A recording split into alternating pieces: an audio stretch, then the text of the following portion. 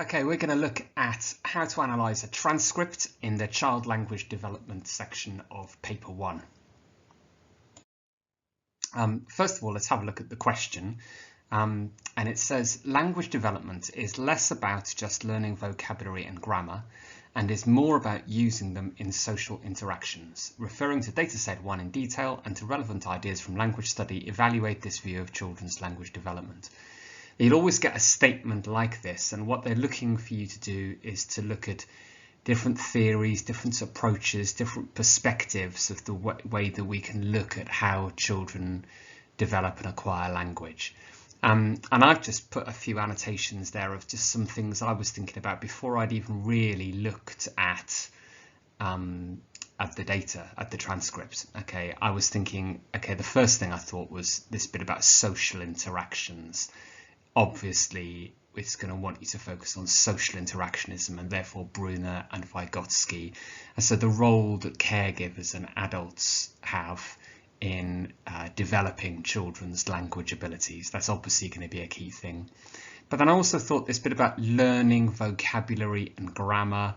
You know, how do children learn vocabulary and grammar? That's also maybe asking us to explore some stuff to do with Skinner and imitation and behaviorism. And then particularly the grammar aspect of it maybe is asking us to bring in a little bit to do with Chomsky and nativism and, you know, this idea that we're born with a language acquisition device. Now, you might have thought of other things as well, but in terms of the overarching kind of theories, there's those three, aren't there? There's social interactionism, behaviorism and nativism, and then also cognitive development, and you'd look at Piaget for that. But these are the three that I've kind of thought might be the most useful for this question. It's worth just having a look at the mark scheme here and thinking, what are they looking for? And there are two assessment objectives and they're equally weighted. And the first one is AO1, which is basically employ your frameworks or methods or whatever you want to call them. So you've got to show that you can look at things from a lexical or semantic point of view. You can look at grammar and maybe graphology, orthography, things to do with spelling, phonology, discourse, pragmatics. I mean, depending on the text, we're looking at a spoken transcript here, aren't we? But depending on what it is, some of those frameworks or approaches will be more valid than others, won't they? Okay, but really what they want is some nitty-gritty analysis. They want you to do the stuff in terms of picking out particular words and phrases and sentences and utterances and features of the text, and use the kind of skills that you've been developing all the way through your English language A-level course to do that really close analysis of examples. That's what they're after there. They also want, for AO2, if you look at that second box there, they're also wanting you to look at theories, and you need to look at the perspectives that they're hinting at in the question there. What are they steering you towards? Think about those overarching theories that I was talking about to do with behaviorism, nativism, social interactionism and cognitive development, but also think about the more specific research and theories that you've looked at, you know, to do with you know, the stages at which children acquire language in various ways, or you know, their you know, the way in which children develop in terms of their linguistic abilities. That would also come into it. And then finally, it's also worth looking at the final bullet point in the mark scheme there makes a big point about context. It says explore contextual and cultural factors, and that could be something that you could go into as well, maybe to do with gender roles or family roles or domestic routines or play. Okay, there could be all sorts of things that you could bring in there that could be valid. Let's have a look at the transcript now. I just want to I'm not going to read through the transcript. You can pause it and read through the transcript as a whole. What I'm going to do is just go through some of the things that I annotated as I was going through. So these are just these aren't exhaustive annotations at all. They're just some things when I first read it through. These were a few of the things that I jotted down and I underlined and highlighted. First of all, I just noted how old the twins were. So I'm kind of thinking, okay, so it's during this third year, such an important year in terms of spoken language development, isn't it? In that, at the beginning of when they're just stage 2, they might still be at this 2-word stage, but during that 3rd year, they're going to move into this telegraphic stage, and their spoken language will explode, won't it, during that time? So it's such an important time. And then the other thing that it just might be worth me picking out that I've done is, I don't know if you can see it, whether it's come out very well, but on the left hand side I've just highlighted each of the participants in a different colour. So I've done Mia in green and Carl in yellow and the dad in pink. Now maybe it's just me, but I find that when I'm looking at a transcript, if I'm not careful, I can lose track of who said what. Yeah, it's I just find it difficult to sort of get my head around who's saying which bit, if I'm particularly if you're looking under something under pressure. But I find just highlighting it in those different colours really helps me, so that, for instance, particularly here, if I want to go back and look at all of the dad's contributions to the dialogue, I can immediately go back and just look all the pink bits. Yeah, or for instance, I don't know, if gender was going to be an issue, and I wanted to look back and look at all the bits where Mia as a girl was speaking and think, is there a difference between the way that the dad talks to and treats Mia and Carl?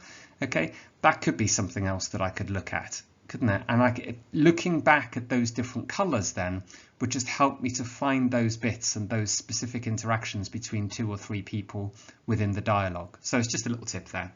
So the things that I've highlighted or annotated there, I've immediately looked at, okay, so Mia says cheese, okay, and I'm thinking, okay, could phonology or the prosodic features of that utterance be important? She seems to be imitating something that an adult has said when they've been taking a photo.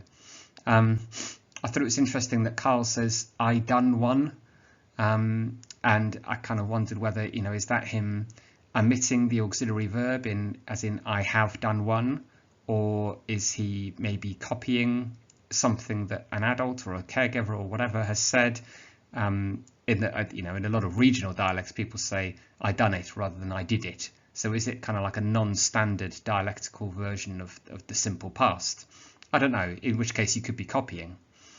I was looking at on line 5, I was looking at the use of the names. Is quite interesting, isn't it? The idea of Carl and Mia constantly using each other's names to get attention and for emphasis, and the dad does that as well, doesn't he, on line 10. The use of stressed intonation to try to get attention or to show intent or to show emotion is quite interesting there, and so I've highlighted that on a couple of occasions. And then I thought that on line sort of 19-20, they seem to tie themselves up in knots a little bit, trying to use this word cheese, don't they? So it's Mia, you say me cheese, Carl. And I kind of thought it was interesting how they're kind of trying to incorporate it into this maybe sort of quite ambitious construction. And then carrying on, make sure you pause it and just have a read through this transcript. Otherwise, when you get to what I've got to say about it, you won't have a clue what I'm talking about. Okay, so just make sure you've read through and you've got familiar with this transcript yourself. But again, it's just a few other things. Just on the first reading, I was just highlighting or underlining or annotating. I thought the way that the dad responds to Carl and to Mia is quite interesting at times. So Carl on line 23 says, that not fair, Mia not sharing. Carl has missed out the is there in that is not fair, Mia is not sharing. And the dad doesn't correct Carl, so it doesn't say, oh, hang on a minute, Carl, you've missed the word out.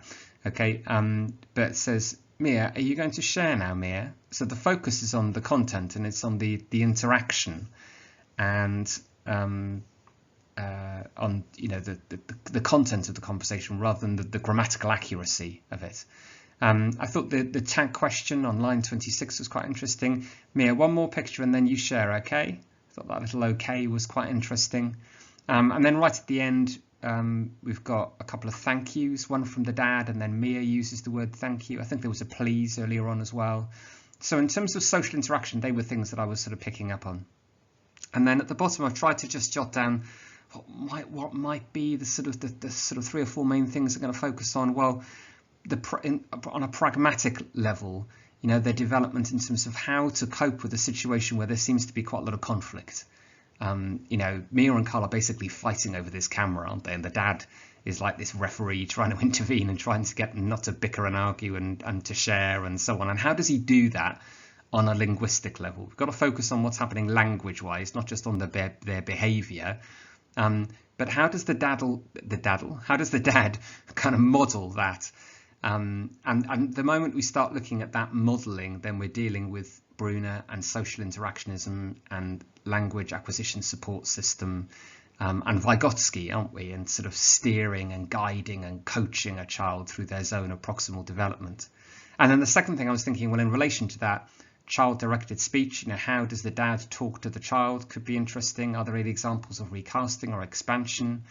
And then, you know, this idea of learning vocabulary. Do I want to bring in Skinner and behaviorism and imitation? And in terms of grammatical development, do I want to bring in Chomsky and nativism? I actually you know, the most important thing maybe is Bruner and social interactionism here, but I actually decided to start in a different place. And maybe this was an odd decision, but anyway, this is where I started with it. I decided to start off by talking about Skinner.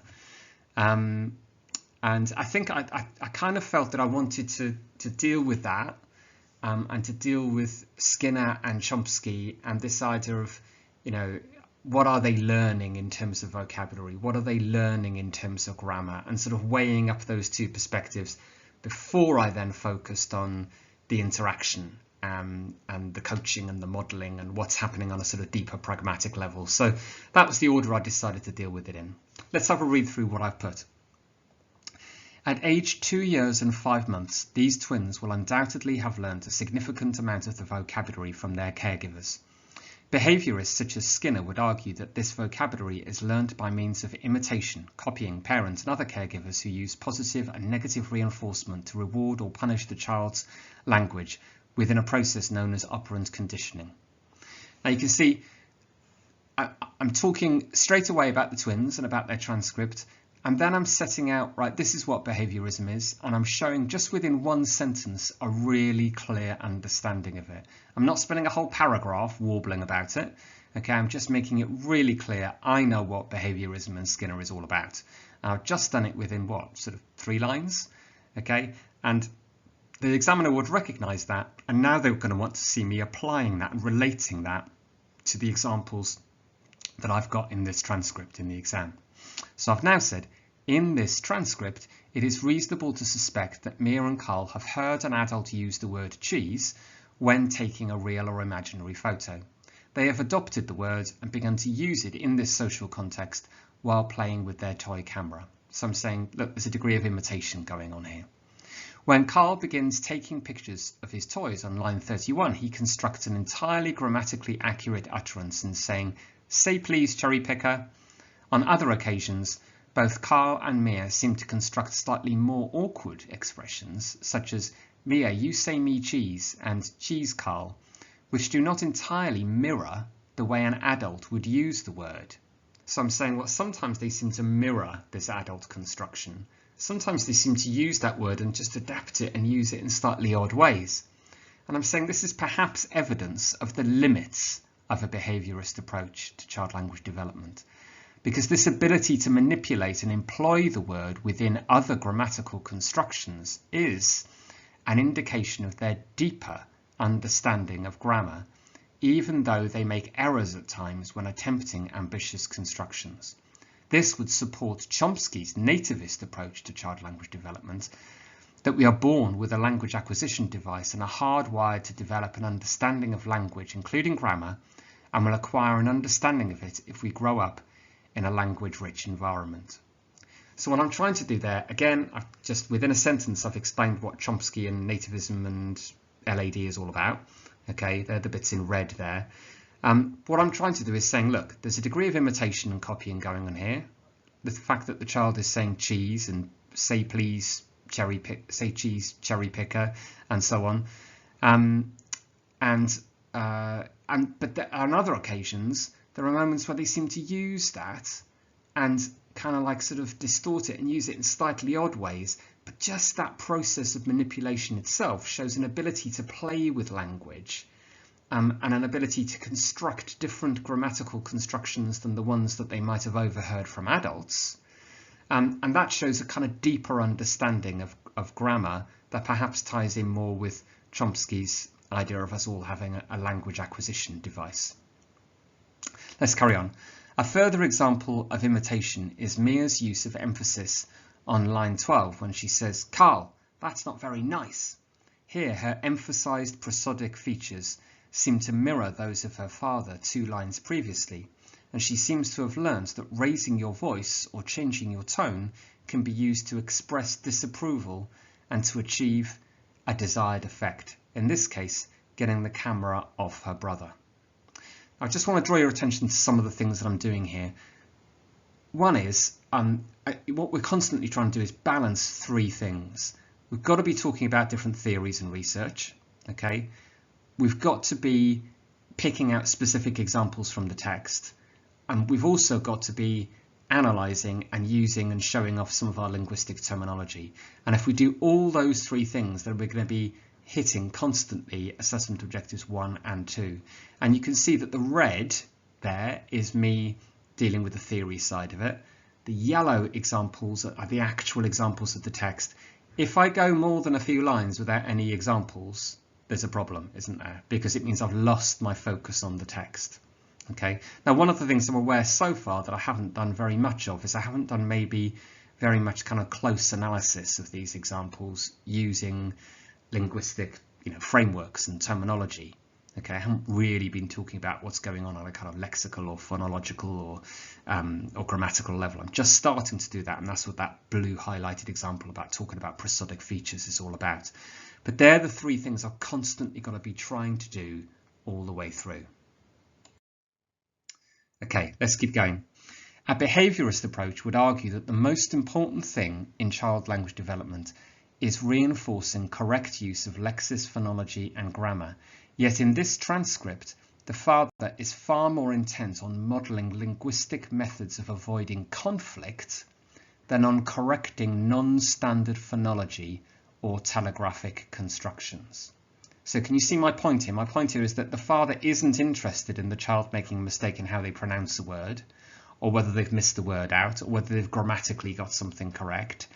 What the father is interested in is kind of modelling and coaching and guiding and demonstrating to the children, how to use different techniques, different maybe politeness strategies, different sentence types, different means of trying to get someone to do something without shouting at them or punching them or pushing them or running away with a toy. Okay, let's carry on this 4th line here.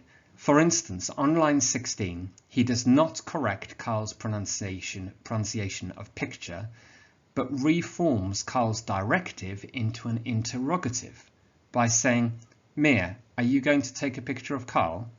So Carl has used the directive, but the dad uses an interrogative to say, hang on a minute, let's use a different sentence type here, and we might actually be able to get Mia to do what we want her to do.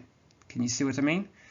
On line 24, he does not comment on Carl's omission of the auxiliary verb is in that not fair Mia, Mia not sharing, but again employs an interrogative by saying, are you going to share now, Mia? And so actually the correctness, if you like, on a phonological level or a grammatical level is irrelevant to the dad.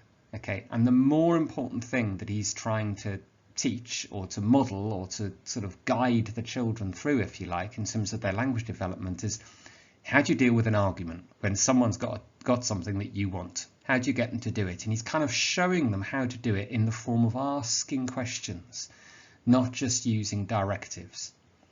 On both of these occasions, he seems concerned with modelling a softer, less confrontational means of getting Mia to share, allowing her to save face rather than submit bluntly to her father's authority. This is contrary to Burko's research into the language of male and female caregivers, in that she found that fathers tended to use more commands than women. This study, however, was in 1975 and could reflect how much gender roles and cultural expectations have changed over the last 50 years. Let's just stop so far and just take stock of what we've been doing. Can you see, again, I look at the red bits. I'm dealing with the theories there. So I'm dealing with, okay, what does the behaviourist say? And then I'm actually dealing with just, a different aspect of theory and research here. I've got this research that Burko did in 1975 to do with the idea of fathers often being much more direct and using a lot more directives and commands when they're talking to children, rather than women who tend to be more subtle and softer in the way in which they go about it in terms of interacting with children. And actually, here, though, the father is doing the opposite of what Burko found, isn't he? The father is trying to find those softer, subtler ways of getting the children to do what he wants them to do. Okay, and so maybe this, what we're saying is, if Burko did that research now, maybe she wouldn't find that there was such a difference between the language that male and female caregivers use. Maybe that is because this was kind of like sort of 50 odd years ago that there was that difference, but maybe that wouldn't be present anymore. So I'm kind of even evaluating a bit of research here and saying actually society and cultural expectations and so on and gender roles have changed, and that could be why actually the father here doesn't seem to be conforming to what Burko found in her research. Can you notice I'm also constantly trying to pick on specific examples from the text, so I'm picking those out. And I'm also starting to use a little bit more linguistic terminology here, aren't I? I'm talking about non-standard phonology, telegraphic speech, directives, interrogatives, auxiliary verbs. Actually, in where it says mere not sharing, that's an omitted auxiliary verb. Actually, in that is not fair mere, that's actually a main verb, not an auxiliary verb. But in both cases, the verb is missed out. And then we've got something on a pragmatic level to do with saving face, haven't we? So I'm trying to employ a range of different frameworks here, aren't I? Let's carry on. The most significant feature of this transcript is the way in which the father seeks to diffuse the conflict between the twins and the evidence of how he and other caregivers seem to have done so in the past. In this respect, from a pragmatic perspective, we can see the role of social interaction in enabling the children to develop the ability to deal with conflict in a range of ways. Brunner was a social interactionist who focused on the importance of a language acquisition support system, LAS, in giving children the ability to interact in a range of social situations. The father's use of the politeness markers, please and thank you, are examples of him modelling the strategies required to diffuse conflict. Vygotsky would argue that this modelling or coaching is an example of an adult guiding the children through their zone of proximal development, introducing and demonstrating the linguistic skills required in a context in which they don't yet fully feel comfortable or able to negotiate. Another example of the father using a subtle politeness strategy would be his use of the tag question. Mia, one more picture and then you share, okay? One key feature of the father's speech from a social interactionist viewpoint is his use of interrogatives and directives. In each of the 7 utterances, serve one of these functions. At times he uses imperative verbs such as let and give, but on other occasions he stresses the name Carl with the implied pragmatic warning to Carl to share, acting as a command.